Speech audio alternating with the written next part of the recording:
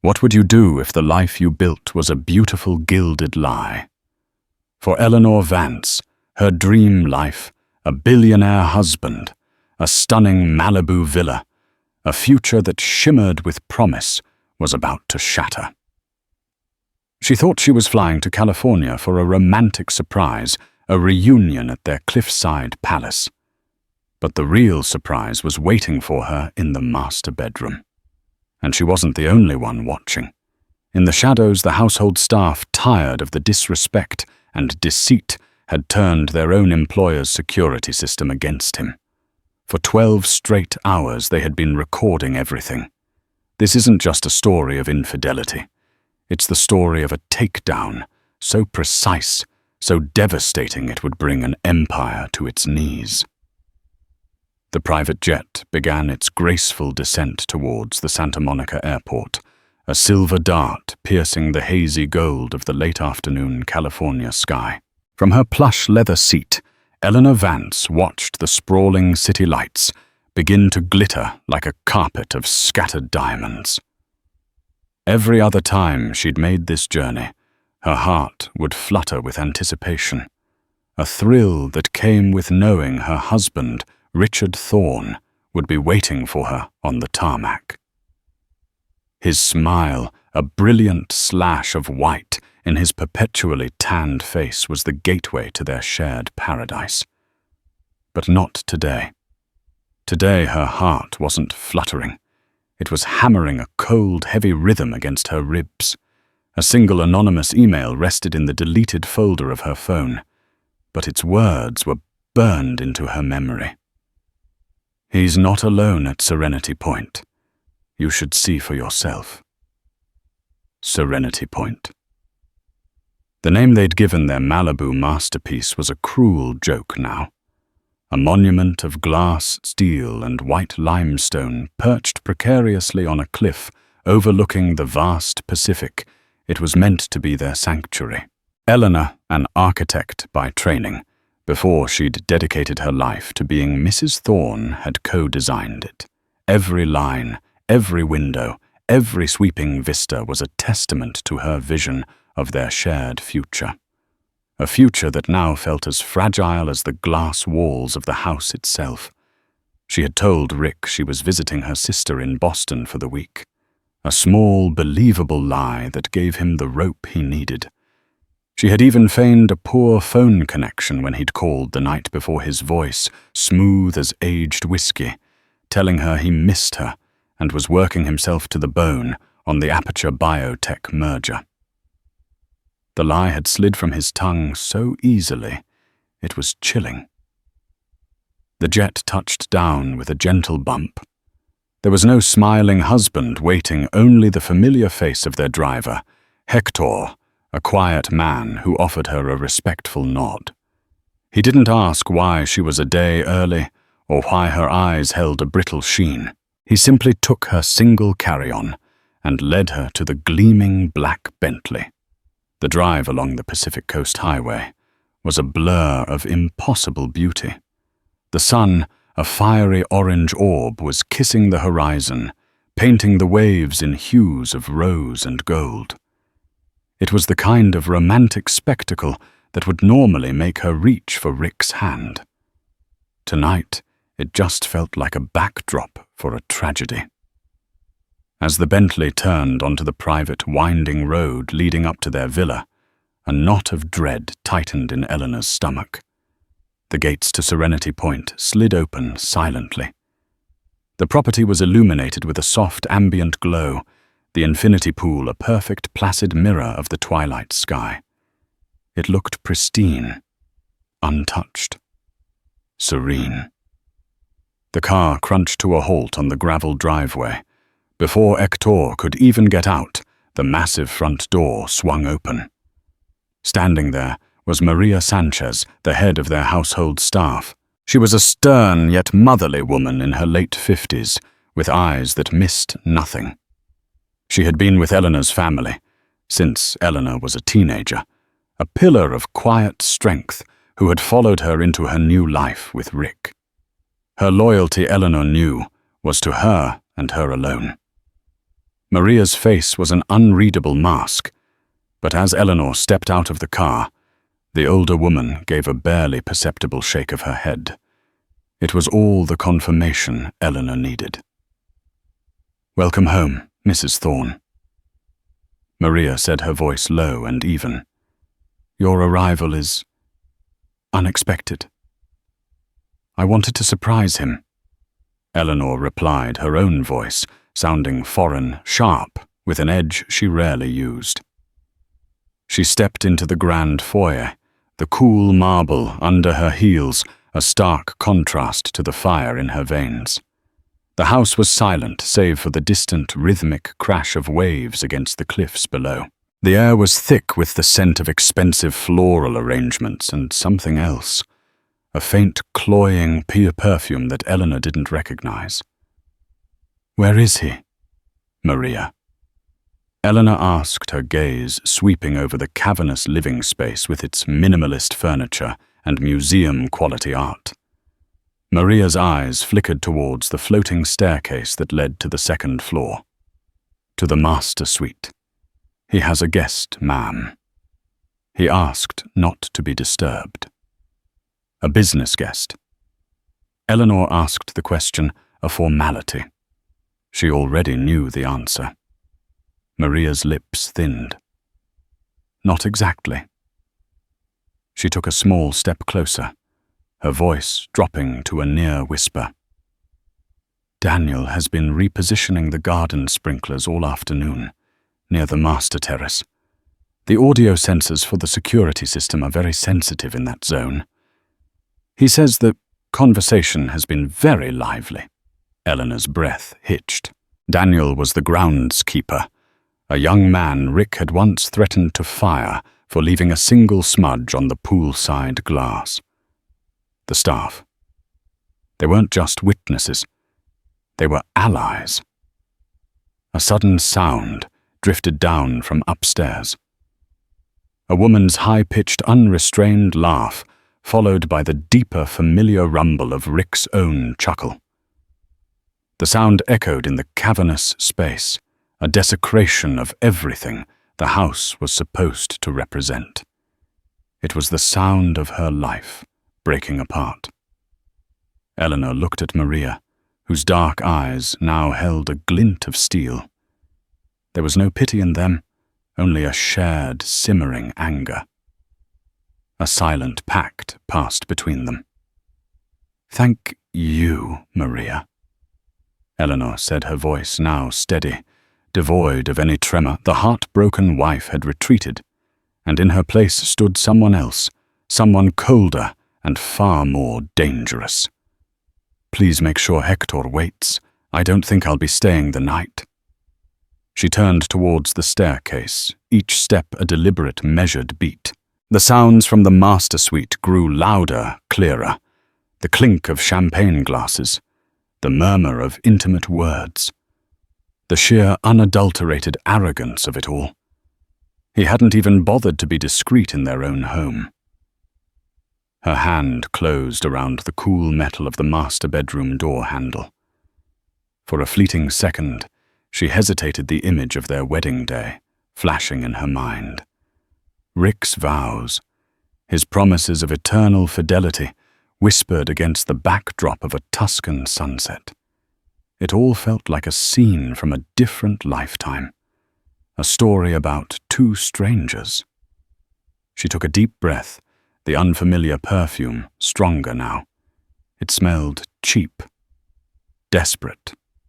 She pushed the door open and stepped inside.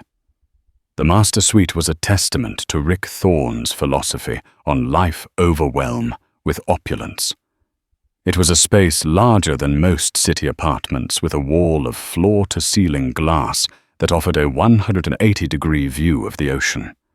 A fire danced in a wide, minimalist fireplace set into a stone wall. An absurdly expensive bottle of Dom Perignon sat chilling in a silver bucket, two flutes beside it, one with a smear of pink lipstick on the rim.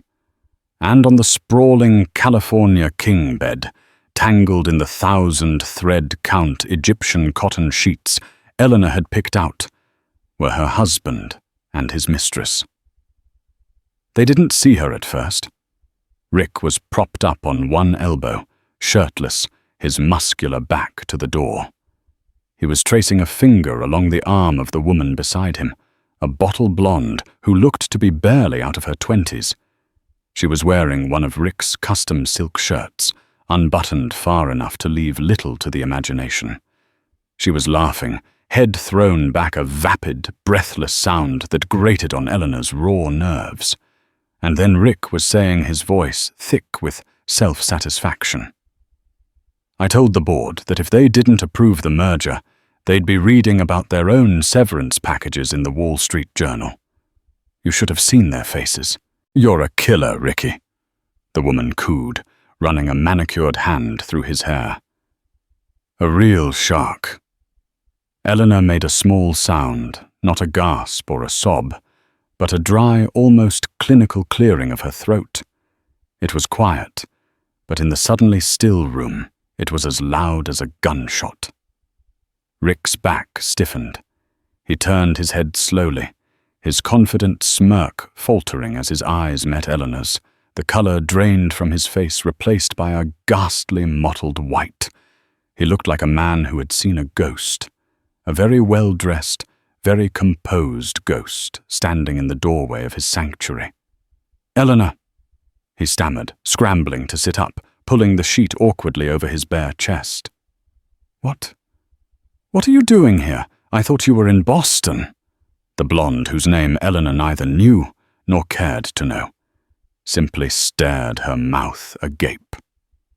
The seductive pout was gone, replaced by the panicked look of a cornered animal.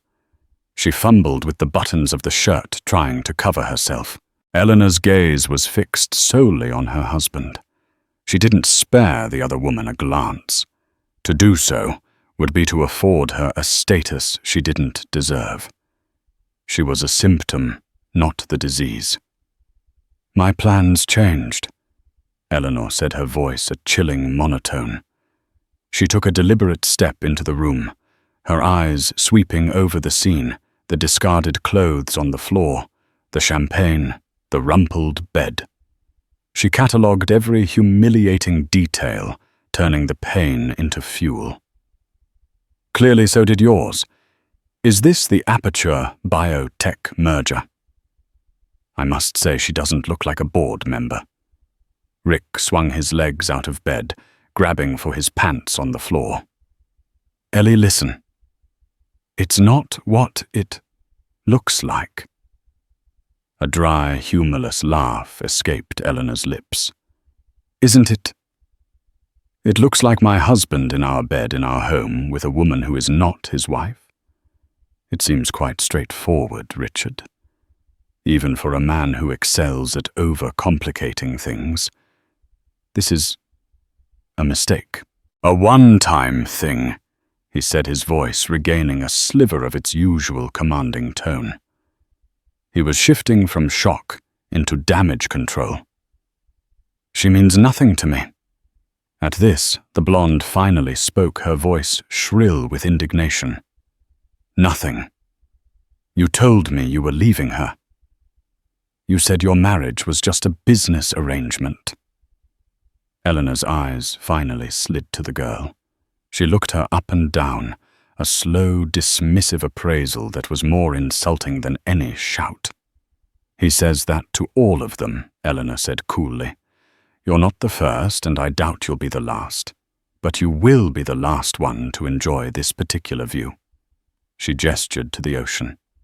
"Now get your things and get out of my house." The girl looked to Rick for support, but he refused to meet her gaze. He was focused entirely on Eleanor, his mind racing, calculating angles, assessing the damage. He saw his wife not as a wounded partner, but as a problem to be managed. "Her name is Katerina Rick," said, as if that mattered. "And you're right. She'll leave. Just let's talk about this, Ellie." Calmly. "There is nothing to talk about." Richard Eleanor stated her resolve, hardening with every second she spent in that polluted room. I came here to see the truth for myself. I have seen it. Now I will be leaving." "Leaving? Don't be so dramatic," he scoffed, pulling on a t-shirt, the familiar arrogance returning. He thought this was a typical marital spat, a storm to be weathered with apologies and a sufficiently expensive piece of jewelry. "We have a life together. We have the foundation gala next month. This is just a bump in the road." "A bump in the road." Eleanor repeated the words, her voice dripping with disbelief. "You bring your whore into our bed. You lie to my face for God knows how long, and you call it a bump in the road. The road, Richard, has ended. It has washed out. It has fallen off the edge of this cliff." She turned to leave her part in this tawdry scene complete. "Don't you walk away from me." Rick's voice boomed the command of a man used to getting his way. He grabbed her arm. It was a fatal miscalculation. Eleanor stopped dead. She didn't flinch or cry out. She simply turned her head and looked down at his hand on her arm, then back up at his face. The look in her eyes was one he had never seen before. It was not anger or hurt. It was a cold, desolate emptiness. It was the look of love dying. "Take your hand off me, Richard," she said, her voice barely a whisper, yet it carried more menace than a shout. "Now!" He hesitated for a fraction of a second, then let go as if her skin had burned him. She smoothed the fabric of her sleeve, a small, composed gesture that spoke volumes. "Katerina," she said, looking past Rick to the girl who was now hastily gathering her handbag and shoes. "A word of advice. When a man like him says you're special, he's just admiring his own reflection in your eyes. He's not leaving his wife. He's just expanding his portfolio." With that, Eleanor turned and walked out of the room, closing the door softly behind her. She did not slam it. A slam would have been emotional. This was a conclusion. She walked down the floating staircase, her steps even and sure. The adrenaline was fading, leaving behind a profound, hollow ache. But beneath the ache, something else was beginning to form. A cold, hard crystal of pure, unadulterated resolve. Rick thought this was about a divorce. He thought it was about money, about dividing their assets, about managing public perception. He had no idea what was truly coming. He had no idea that the scene in the bedroom wasn't the main event. It was just the curtain raiser. Eleanor reached the bottom of the staircase, her legs feeling surprisingly steady. She expected to crumble, to shatter into a million pieces in the grand, empty foyer. But the sight of Maria waiting for her, a silent sentinel by the front door, anchored her. "Hector is ready, ma'am," Maria said, her tone professional, but her eyes were filled with a fierce, protective warmth. "I'm not leaving just yet," Eleanor said, surprising herself as much as she did Maria. "There's something we need to do first. In your office." Maria's office was a small, practical room, tucked away behind the vast, state-of-the-art kitchen. It was the nerve center of the estate, a place of schedules, invoices, and staff rosters. It was a room Rick had never once set foot in. Maria closed the door, shutting out the opulence of the main house and creating an immediate sense of privacy and conspiracy. On her modest desk sat a sleek silver laptop. "You said Daniel had the audio sensors active?" Eleanor began, her voice low and urgent. "He did more than that," Maria replied, opening the laptop. Her fingers moved across the keyboard with practiced efficiency. Mr. Thorne was so proud of his new smart home integration. He linked everything: lights, climate, music, security. He could control it all from his phone. He bragged that he could even listen in on any room in the house if he wanted to. A grim smile touched Maria's lips.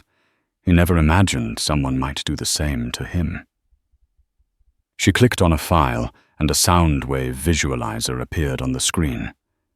Mr. Thorne has been careless. He has treated the staff not as people, but as furniture. He berates Sophia, the new maid, for being too slow. He shorted Daniel's pay last month over a fabricated issue with the pool filters. He speaks about you, Mrs. Thorne, in the most dismissive of ways when he's on the phone with his lawyers and business partners. We hear it all. We see it all. Eleanor sank into the single visitor chair, the magnitude of their actions dawning on her. So you've been listening. Maria finished for her. For the past month, ever since he brought her here for the first time while you were visiting your mother in Chicago. We created a separate hidden partition on the security server. Everything is backed up to a cloud account that he has no knowledge of. We were waiting. We didn't know what to do, how to tell you. Your email this morning saying you were coming felt like a sign. Maria hit play on a file labeled Master Terrace last night. Rick's voice filled the small office, clear as day. It was an audio recording from the previous evening. He was on the phone. Don't worry about Eleanor, Rick's voice said, casual and dismissive. She's happy playing house and running her little charity events. She doesn't have the stomach for the real world. She trusts me completely. It's almost sad. Eleanor felt a fresh wave of nausea. It wasn't just the affair. It was the depth of his contempt for her. He saw her as a decorative, naive fool. Maria paused the recording. There is more. Much more. Hours of it. Phone calls, business meetings he took from the home office. And she hesitated, her gaze meeting Eleanor's. The entire time she has been here. From the moment she arrived yesterday afternoon. The cameras on the terrace, the ones overlooking the pool, they are motion activated, and the audio has been running continuously. Eleanor stared at the screen, her mind racing. This was no longer just about catching a cheating husband. This was an arsenal. The staff, the invisible people who ran his perfect life, had quietly and methodically built a case against him that would be utterly damning. They had done it out of loyalty to her, and out of a shared desire for justice against the man who treated them all with such disdain. He thought of you as his possession, Maria said softly, her voice laced with an old anger, and us as his servants. He forgot that servants have eyes and ears. He forgot that the people you step on are the ones who see everything from the ground up. A new strength, cold and clear, flooded Eleanor's veins. The pain was still there, a deep thrumming ache. But it was now overlaid with purpose. Her training as an architect, her meticulous attention to detail, her ability to see a structure's weaknesses, all of it came rushing to the forefront. Rick had built an empire of glass, and she was about to find every single stress fracture. Maria Eleanor said, her voice firm. I need copies of everything. Every audio file, every video clip. I need it on a hard drive, and I need access to that cloud account. I am going to need a lawyer. Not a divorce lawyer. A litigator. The most ruthless one I can find. Suddenly they heard footsteps approaching the kitchen. Heavy, angry steps. Rick. Maria quickly minimized the screen just as the office door was flung open. Rick stood there, his face a thunderous mask of rage. He had thrown on a cashmere sweater, his armor of wealth. The girl Katerina was nowhere to be seen. There you are, he snarled, his eyes locking on Eleanor. Hiding with the help. Are you done with your little dramatic performance? We need to talk about the terms of our separation. I'm prepared to be generous. Eleanor, for the sake of discretion. Eleanor rose from her chair, slowly, a faint, chilling smile on her lips. She looked at this powerful man, this titan of industry, who thought he held all the cards, and felt nothing but a profound sense of pity for his ignorance. Generous, she repeated, her voice soft. Oh, Richard, you misunderstand the situation completely. You think this is a negotiation. You think you're in a position to offer me terms. She walked past him, pausing at the door. She looked back at his confused, angry face. This isn't a separation. Richard, she said, her voice clear and cutting. This is a demolition. And I'm the one holding the detonator. She walked out of the office, leaving him standing there in stunned silence, the echo of her words hanging in the air like dust from a collapsing building. Maria followed her, slipping a small encrypted hard drive into Eleanor's handbag as they walked towards the front door. The alliance was sealed. The war had just begun. 2 days later, Eleanor was not in a 5-star hotel licking her wounds. She was in a stark, minimalist conference room on the 45th floor of a skyscraper in Century City. The only view was of other equally imposing towers of commerce and law. Across a polished granite table sat Genevieve Albright, a woman whose reputation preceded her. Ms. Albright wasn't a divorce attorney who specialized in amicable splits. She was a corporate litigator known for her scorched earth tactics and an encyclopedic knowledge of financial law. She had grey hair cut in a severe modern bob and wore glasses that did little to soften the piercing intelligence in her eyes. On the table between them was the hard drive Maria had given Eleanor. For the past 36 hours, Eleanor and a team of forensic audio-visual technicians, recommended by Albright, had been meticulously combing through the contents. They had catalogued the affair in excruciating detail. The video footage from the terrace cameras was damning, showing Rick and Katerina lounging by the pool, their interactions leaving no doubt as to the nature of their relationship. The audio captured their vapid conversations, his empty promises her cloying adulation. It was enough to guarantee Eleanor a swift and favorable divorce settlement on grounds of adultery. But Eleanor and Albright were not interested in a mere settlement. They were hunting bigger game. The infidelity is leverage, Albright said, her voice crisp and devoid of emotion. She pushed her glasses up her nose. It's the emotional hook, the public relations nightmare for him. But it's not the kill shot. A man like Thorne can survive a messy divorce. He'll paint you as hysterical, he'll pay a settlement, and in a year he'll be on the cover of Forbes with a new, younger model on his arm. We need to hit him where it truly hurts his business, his reputation, his freedom. Eleanor nodded, her face pale but determined. Keep playing the file from Saturday night. The one after I left. An audio engineer in the corner clicked his mouse. Rick's voice once again filled the room, but this time it was different. The posturing lover was gone, replaced by the cutthroat businessman. He was on the phone pacing the master suite, the audio clear enough to hear the ice clinking in his glass of whiskey. He was talking to his CFO, a man named Arthur Pierce. I don't care what the due diligence says. Art Rick's voice snarled. We push the Aperture merger through.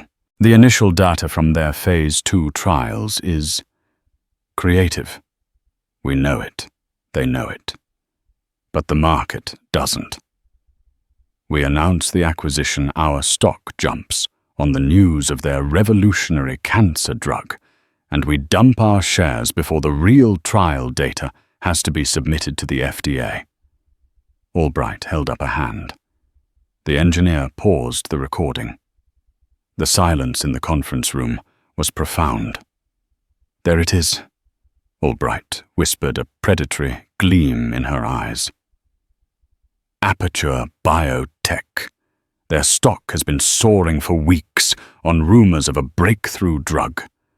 Thorn Industries announced its intent to acquire them last month. He's planning a pump and dump scheme. Eleanor said the words tasting like acid. He's going to use his company's acquisition announcement to inflate the value of his own stock based on fraudulent medical data from Aperture, and then sell off his personal holdings before the truth comes out, and the whole thing collapses. Exactly, Albright confirmed. It's securities fraud, insider trading, market manipulation, and he's not just talking about it in hypotheticals. He's admitting to knowing the data is creative, which is lawyer speak for fraudulent, and stating his intent to act on that knowledge. He's confessing to a federal crime, and he's doing it in his own bedroom. Eleanor felt a cold dread mix with a surge of vindication. She had always known Rick was ruthless, but she had believed or wanted to believe that he operated within the lines, however blurred. To hear him so casually plotting to defraud investors and gamble with a company supposedly developing life-saving medicine was a new level of monstrous. "There's more," Eleanor said, gesturing to the engineer. "Play the file from an hour later. The conversation with Katerina." The engineer clicked again. This time, the audio was from inside the bedroom. Rick's voice was smug, fueled by whiskey and ego. He was bragging to his mistress, trying to impress her with his power. And the best part, Babe Rick was saying, his voice slurring slightly, is that the whole deal is built on sand. The CEO of Aperture, Dr. Finch, he's in on it. We've structured the deal so he gets a massive golden parachute before anyone can look too closely at his lab results. We're going to make hundreds of millions, and poor clueless Eleanor's Foundation for Cancer Research. Ironic, isn't it? Her pet project will probably issue a press release praising our investment in oncology. The world is a theater, Kat. You just have to make sure you're the one selling the tickets, not the chump in the audience. Katerina's simpering laugh followed his statement. Albright took off her glasses and began to polish them slowly. He named his co-conspirator. He admitted to the motive, and he delivered it all on a silver platter to impress a girl he picked up at a bar. The sheer, unadulterated arrogance. It's a prosecutor's dream.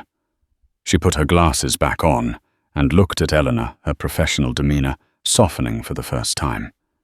"Eleanor, this is beyond a divorce. With this evidence, we can go to the Securities and Exchange Commission. We can go to the Department of Justice. We're not just talking about taking his money. We're talking about taking his liberty." Eleanor thought of the foundation she had poured her heart and soul into, a foundation dedicated to funding honest medical research established in her mother's memory. The thought of Rick using the very disease that took her mother to execute a cheap, greedy scam was the final breaking insult. It severed the last lingering thread of affection she might have had for the man she once loved. "What's the plan?" Eleanor asked, her voice quiet, but hard as diamonds. Albright leaned forward, a blueprint for destruction in her eyes. "The plan is a multi-pronged attack. First, my team drafts the divorce filing. We will cite irrefutable evidence of adultery. We will leak it to the press at a strategic moment. While he's reeling from that public humiliation, a second team will be packaging this financial evidence." She pointed to the hard drive. "We will prepare a whistleblower report for the SEC, an anonymous tip to the Financial Crimes Division of the FBI. We time it perfectly. The divorce filing makes him look like a common cad. The SEC investigation freezes his assets and guts his company. The criminal referral puts him in a courtroom facing a jury." "He will be ruined," Eleanor stated. It wasn't a question. "He will be radioactive," Albright corrected her. "No one will touch him. His friends will desert him. His board will oust him. By the time we are done, Serenity Point will be the least of his worries. He'll be lucky if his next home has a window." Eleanor stood up and walked to the vast window, looking out over the city that Rick had considered his kingdom. It was all built on lies. A glass house on a foundation of sand. And a storm was coming. "Do it," Eleanor said, her reflection a determined silhouette against the sky. "Burn it all to the ground." A week later, Rick Thorne sat in his gleaming corner office at Thorne Industries, feeling like the king of the world. The incident with Eleanor had been a nuisance, but he was handling it. His lawyer, a bulldog named Peterson, had assured him they could contain it. They'd offer Eleanor a generous walk-away settlement with a strict non-disclosure agreement. Rick was confident she'd take it. In his mind, Eleanor was emotional and idealistic, but ultimately pragmatic. She wouldn't want a messy public battle. He had just ended a call with his broker, placing a large buy order for Aperture Biotech stock, front-running the official acquisition announcement scheduled for the following Monday. Everything was falling into place. He swiveled in his chair, looking out at the panoramic view of downtown Los Angeles. He was invincible. That's when his assistant's voice came through the intercom, tight with panic. "Mr. Thorne, you need to see this. It's everywhere." Rick's brow furrowed. He opened his web browser. The headline from a major news outlet slapped him in the face: "Billionaire Richard Thorne sued for divorce amidst allegations of adultery. Wife Eleanor Vance files damning evidence." The article was brutal. It contained excerpts from the filing describing the confrontation at the Malibu villa in humiliating detail. It didn't have the videos, but it described them. Worse, a source close to the family, a carefully orchestrated leak from Albright's office, had provided quotes about Rick's pattern of disrespect and brazen infidelity. His carefully crafted public image as a devoted husband and philanthropist was shattering in real time. His phone began to ring. It was a member of his board. Then another.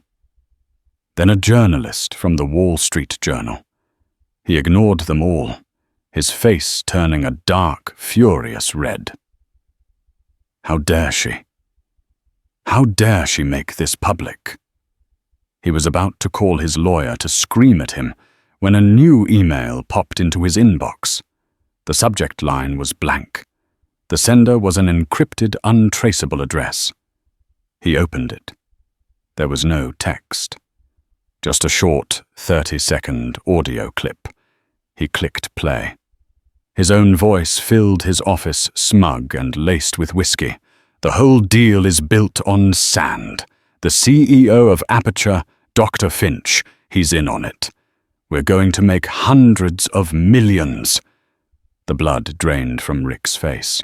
He felt a sudden, dizzying wave of vertigo, as if the entire skyscraper was swaying beneath him. It couldn't be. Where did she get that? Who recorded it? His mind raced, scrambling for an explanation. A bug. A hacked phone. It didn't make sense.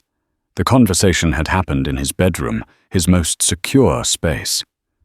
Before he could process the implications, the door to his office burst open. It wasn't his assistant. It was Eleanor. She stood there, not in the doorway of their bedroom, but in the heart of his empire. She was dressed in a tailored navy blue suit, her expression calm, her presence radiating an unnerving power. She was flanked by Genevieve Albright. "What is the meaning of this?" Rick roared, leaping to his feet. "Get out of my office. I believe I'm still a board member of this company," Richard Eleanor said, her voice even and cool. "At least for the next few minutes. We came to deliver some news in person. Albright stepped forward, placing a thick document on his vast desk. That is a copy of a whistleblower report that was filed with the Securities and Exchange Commission 30 minutes ago, she said briskly. It contains a full transcript of your conversation regarding the fraudulent nature of the Aperture Biotech acquisition, along with the original audio file for verification. Rick stared at the document as if it were a venomous snake. His mind was short-circuiting. The divorce, the public humiliation, that was one thing. This was another. This was prison. "You're bluffing," he stammered, but the sweat beading on his forehead betrayed his fear. "That audio is inadmissible. It's an illegal recording." "Is it?" Albright countered a thin smile on her face. "California is a two-party consent state, that's true. However, there are exceptions. For one, there is no reasonable expectation of privacy when you are loudly confessing to a federal crime in a room with open terrace doors where your conversation can be overheard by staff on the property. Furthermore, she added, delivering the final crushing blow, the recording was made on your own security system. A system you installed. A system whose user agreement which you signed includes a clause allowing for recording on the premises. You essentially consented to being recorded in your own home." Rick collapsed back into his chair, his mouth hanging open. The staff. The quiet, invisible people. Maria. Daniel. Sophia. They had been the Trojan horse inside his own fortress. Why, he whispered, looking at Eleanor. The bluster and rage gone replaced by genuine, pathetic disbelief. "Why would you do this? We had a life." Eleanor finally allowed a flicker of the deep, profound hurt to show in her eyes. "I had a life. You had a portfolio of assets, and I was one of them. You didn't just cheat on me, Richard. You belittled me. You held me in contempt. You thought I was a fool. You were planning to use the memory of my mother to perpetrate a disgusting fraud. You didn't just break our vows. You broke every decent and honorable part of yourself." She stepped closer to the desk, leaning forward slightly. "You asked me what I wanted. I'll tell you. I want the house. I want the art. I want the foundation free and clear of your name and your tainted money, and you will sign it all over to me. In exchange for that, my testimony about your character during your sentencing hearing will be dispassionate. It wasn't a negotiation. It was a surrender. Sign away his fortune to her, or face her righteous fury in court, adding years to his inevitable sentence." As if on cue, two stern-faced men in dark suits appeared in the doorway behind Eleanor and Albright. They didn't need to show badges. Their purpose was unmistakable. One of them looked at Rick. "Richard Thorne. We have a warrant for your arrest." Rick stared blankly. A broken man. His kingdom had crumbled in the space of an hour. He looked at Eleanor one last time, searching for a trace of the woman he had married. But she was gone. In her place was a stranger, a woman forged in the fire of his betrayal, and she was looking at him with nothing but cold, final pity. Eleanor turned without another word and walked out of the office, not looking back as the agents moved in. The demolition was complete. 6 months later, the sun was setting over the Pacific, casting the same brilliant hues of rose and gold across the waves. But this time, as Eleanor Vance watched from the terrace of the Malibu villa, the sight didn't mock her. It filled her with a quiet, profound sense of peace. The villa was hers now. The sign at the gate no longer read Serenity Point. It had been taken down. The house no longer needed a name. It was simply home. The news cycle had been a whirlwind. Rick had been publicly eviscerated. Faced with the irrefutable audio evidence and the testimony of a panicked Dr. Finch, who had turned state's evidence, Rick had pleaded guilty. He was currently serving a 7-year sentence in a medium-security federal prison. His empire had been dismantled, his assets frozen, and then carved up by the SEC and the courts. Eleanor, as part of the divorce settlement he'd been forced to sign, had emerged with her dignity and a significant portion of their untainted holdings.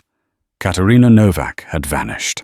Stripped of her benefactor, she had briefly tried to sell her story, but the world had already moved on. She was a footnote in the downfall of a titan, a cautionary tale about the fleeting value of borrowed glamour. Inside the house, the faint scent of Rick's cologne and Katerina's cheap perfume was long gone, replaced by the familiar, comforting aroma of beeswax and lemon polish. Maria Sanchez was still the head of the household, but now she moved with the ease and confidence of a trusted partner, not a subordinate. Eleanor had ensured the entire staff was rewarded beyond measure. Daniel, the clever groundskeeper, was now attending university studying cybersecurity on a full scholarship funded by Eleanor.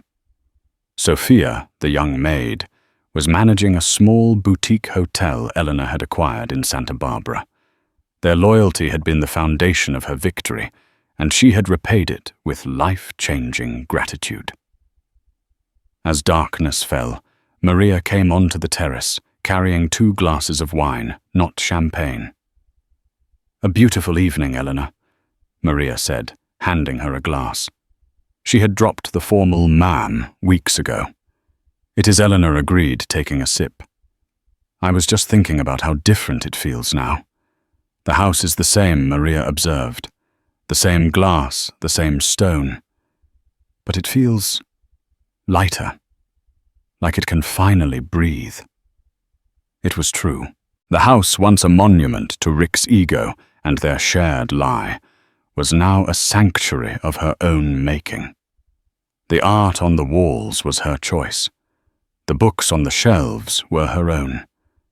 The silence was not empty, but full of possibility.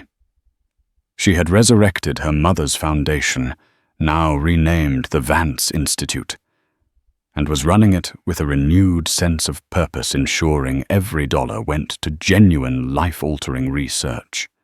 She was even sketching again designs for a new community arts center, her old architectural passions rekindled. She had not just survived. She had been reborn. The pain of the betrayal had been immense, a crucible that had burned away the naive, trusting woman she had been. But what had emerged from the ashes was stronger, wiser, and more herself than she had been in years. She had discovered that the ultimate luxury wasn't a billionaire husband or a cliffside villa, but the quiet, unshakable power of her own resilience. Looking out at the endless ocean, Eleanor Vance raised her glass. She wasn't toasting to revenge or to Rick's downfall. She was toasting to the future, a future she owned that she had fought for, and that was as vast and full of promise as the darkening sea before her. A year had passed since Richard Thorne had traded his custom-tailored suits for a standard-issue jumpsuit. The seasons had turned, and the media frenzy had subsided into the occasional "Where are they now?" article. For Eleanor, life had settled into a rhythm that was both productive and profoundly peaceful. She had converted the west wing of the villa, a space once designated as a gentleman's lounge with a humidor and billiards table, into a sprawling architectural studio.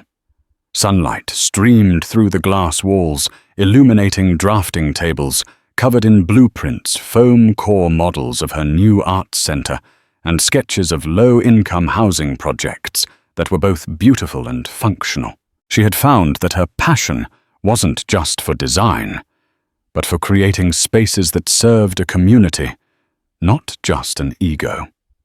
The Vance Institute was thriving, and her hands-on approach had earned her a new kind of reputation in circles far removed from the glitz of her former life, one of integrity, vision, and quiet competence. It was on a crisp Tuesday morning while she was absorbed in the elegant geometry of a roof truss design that Maria brought in the mail. Tucked between architectural journals and fundraising correspondence was a single plain white envelope. There was no stamp. It had been processed through the prison mail system. The return address read FCI Lompoc Federal Correctional Institution. Eleanor's hand paused over her blueprint. A year ago, the sight of that envelope would have sent a jolt of ice through her veins. Today she felt only a faint clinical curiosity. She slit it open with the edge of her T-square, the gesture precise and businesslike. The letter inside was handwritten on thin-lined paper in Rick's familiar, arrogant scrawl. "Eleanor," it began, "I don't know if you'll even read this. I expect you won't. I spend a lot of time thinking in here. There's nothing else to do but think about the choices I made, about the man I became. I wasn't always that man, Ellie. You remember the beginning. You remember the man who was so desperate to build something that mattered, he forgot what truly mattered along the way. The ambition. It's like a disease. It consumes everything. It makes you blind. I see that now. I see that I hurt you in a way that is unforgivable. I didn't just break your trust. I disrespected your spirit, and that is the greater crime. I wasn't trying to hurt you, I was just trying to win.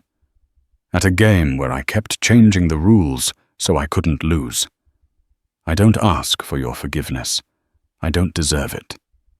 But I hope for your own peace you can find understanding. I am paying the price for my actions, every single day. I hope you are well. I hope you are happy. You deserve all the good things I threw away.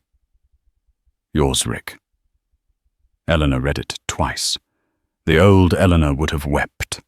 She would have seen the flicker of the man she once loved, the vulnerability, the tragic fall. The new Eleanor saw something else entirely.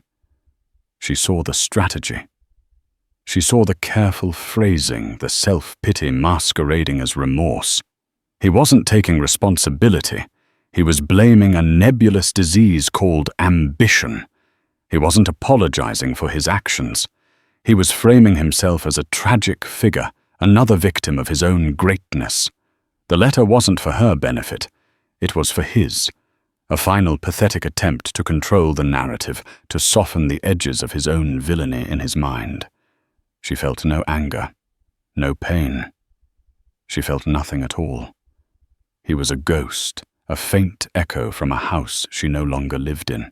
She walked over to the minimalist fireplace in her studio, the same one that had once warmed her and Rick in the master suite. She switched it on, and a clean line of flame appeared. She held the letter for a moment, then dropped it into the fire. She watched the paper curl, the words blacken and turn to ash, and then she went back to her drafting table. A week later, she received a different kind of overture, an invitation to lunch from a man named Spencer Caldwell. Caldwell was a titan of commercial real-to-estate, a man even Rick had admired. He was known for developing some of the most iconic and expensive skyscrapers on the West Coast. Intrigued, Eleanor accepted. They met at a discreet, powerful restaurant downtown. Caldwell was in his 60s, with a warm smile and sharp, assessing eyes. He was charming, intelligent, and wasted no time on small talk. "Eleanor." "May I call you Eleanor? I won't bore you with platitudes," he began after they had ordered. "Your work on the Westfield Community Center project was brilliant. Your preliminary designs for the Arts Center are revolutionary. But those are passion projects. I'm here to talk about a legacy project." He slid a sleek portfolio across the table. Inside were renderings of a magnificent twisting tower of glass and steel, proposed for a prime location overlooking the city. "This will be the new centerpiece of the LA skyline." "Caldwell," said his voice, humming with excitement. "And I want you to be the lead architect. Your name, your vision, the Vance Tower. You have the design pedigree, and frankly, you have a new public image. You're not just an architect. You're a symbol of resilience and strength. It's a powerful combination. We are prepared to offer you a fee that would make your divorce settlement look like pocket money." Eleanor looked at the renderings. It was a beautiful building, a monument to power, wealth, and ego. It was exactly the kind of project that would have been the pinnacle of her ambition in her old life. It was everything Rick would have ever wanted. She listened politely as Caldwell detailed the finances, the scale, the prestige. He was offering her a seat at the very table she had helped to flip over.